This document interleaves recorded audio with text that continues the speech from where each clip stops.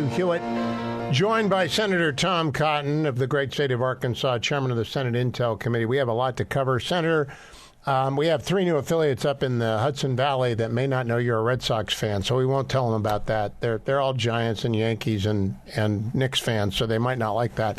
Let me begin with the very serious thing that at this hour there is a hearing underway in Washington, D.C. on President Trump's decision to send plane loads of terrorists and cartelistas to El Salvador and I believe Venezuela, despite, ambiguous phrasing from the bench. And I think it's a non-justiciable political question. What do you think? Well, Hugh, it's good to be on with you. Maybe it's on. I saw, though, that the Department of Justice over Pam Bondi's signature filed an hour or two ago a motion to vacate the hearing because there's no ground for a hearing. This judge, I would say a rogue judge, on Saturday tried to intervene with an overseas military flight to redirect it back to the United States. It was already out of U.S. airspace, out of the judge's jurisdiction, with depraved terrorist gang members, known murderers and rapists, going to our good friends in El Salvador. Therefore, the administration fully complied with his order, which was later reduced to a written order that didn't even say that. So I'm not sure what the basis for a hearing is or what the issue is here. But if they go forward with the hearing and this rogue Obama judge, again, tries to interfere with the president's core responsibilities as commander-in-chief, I can't imagine but that this won't go to the Supreme Court very promptly and that President Trump's actions will be upheld. And the court will probably deliver a needed rebuke to these liberal judges all across the country who keep trying to interfere with core responsibilities of the commander-in-chief. There's a lot to cover. I'm amused by legacy media reminding us it's a 200-year-old law. The alien enemy law is, in fact, 200 years old. It was passed along with the sedition law. The sedition law was repealed by the Congress in 1920 because they didn't like it. They chose not to repeal this law. And this law has never been tested under these circumstances of a declaration by a non-nation state actor of invasion. So it's a case of first impression. I cannot imagine the Supreme Court overruling the president. But I also don't think the Supreme Court wants to do this, Senator. Do you? No, it's very hard to imagine, Hugh,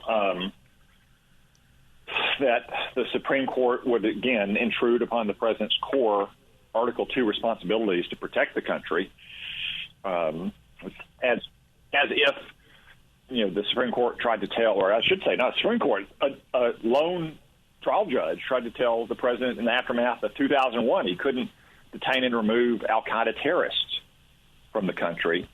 But again, so many of these judges apparently are suffering from Trump derangement syndrome, like so many of the Democrats in the Congress who are rising up in arms and manning the ramparts on behalf of depraved, savage murderers and rapists.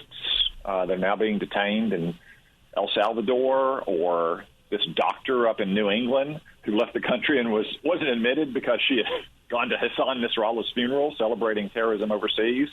Again, you just can't make up what these Democrats are defending simply to be opposed to Donald Trump. It is kind of remarkable, but I like to stick to the law. Secretary Rubio has all the authority he needs under 8 U.S.C. 1227 to deport green card holders who are acting in ways contrary to the foreign policy. He doesn't owe anyone an explanation. It's a non-justiciable political question. It's crazy to me that they're trying to be on the side of the bad guys. Let me move to the more important thing.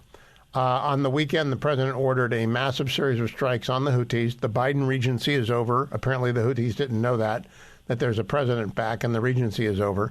And he is told, I think directly, the Ayatollah Khamenei, if the attacks from the Houthis continue on the Truman or our ships or on shipping, the next attacks are coming for Iran. Is that what you understood the president to say?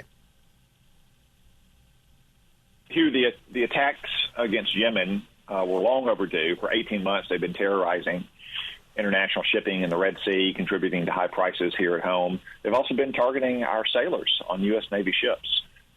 For a year and a half, I condemned the Biden administration for its passivity. I was glad to see the president take action this weekend and then say today that there really is no such thing as the Houthi rebels in Yemen.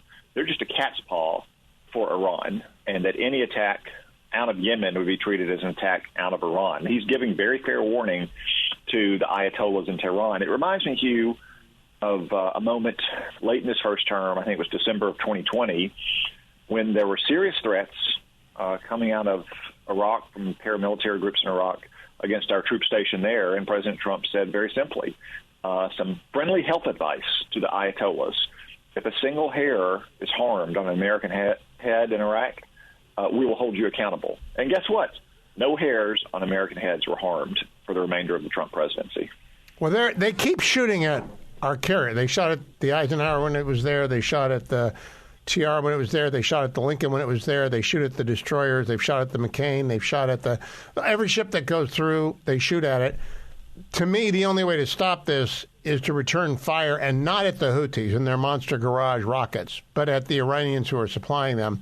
My question for you, Senator, is if the president asks your advice, would you shoot back a little, or would you shoot back in a way that destroyed their nuclear program? Well, Hugh, I don't think a kind of modulated, tentative, hesitant, diffident response works very well when you're dealing with radical theocrats of the kind that govern Iran.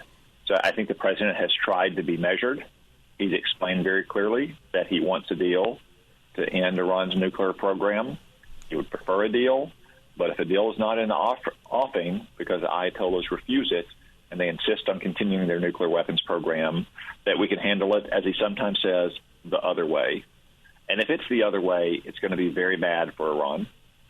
When we says the other way, that does not involve ground troops, in your opinion, does it? No, not at all. I'm not sure of any person in Washington who advocates for such a thing. This is not a choice between passivity in the face of Iran going nuclear or invading Iran and occupying it for the next 10 years.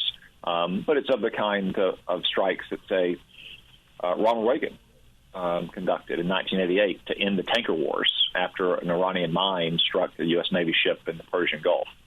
Or for that matter, that Israel has conducted in the past in Iraq and in Syria to end nuclear weapons development in those countries. So we're not talking about ground troops, an invasion, an occupation, a so-called forever war. We're talking about the discriminate but forceful application of military power to protect our national interests. And there are few interests as vital as preventing Iran from getting a nuclear weapon. Because remember, Hugh, it's not just about a threat to Israel or our Arab friends. Iran also has an intercontinental ballistic missile program under the flimsy cover of space launch research, which could probably reach the United States in fewer than 5 years.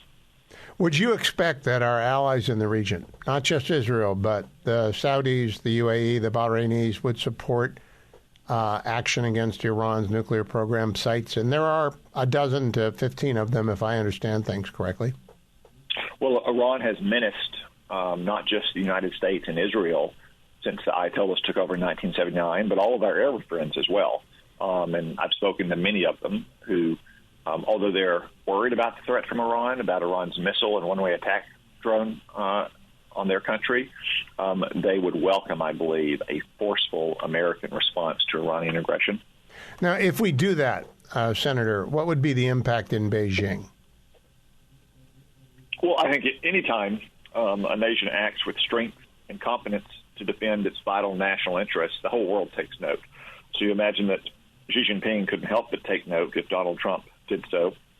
Just like Hugh, if you remember, in early 2017, between the main course and the dessert course at Mar-a-Lago with Xi Jinping and Donald Trump, Trump ordered strikes into Syria for gassing its own people and then told Xi about it. I do remember that, and I thought it was rather an elegant display of resolve and toughness. And I think the president has signaled that. Last question, Senator. Will anyone be surprised? Will anyone have a legitimate grounds for surprise if the United States ends up in a shooting war with, in a shooting match, not a war, with Iran this week? No, I don't think so, Hugh. I mean, as Donald Trump said, the Houthis from Yemen attacking our naval ships or international shipping is basically an Iranian attack because they're just a cat's paw of Iran. And he's gone out of his way to avoid this. He's given Iran more than ample opportunity to have a peaceful resolution to the threats that they pose to America and our interests.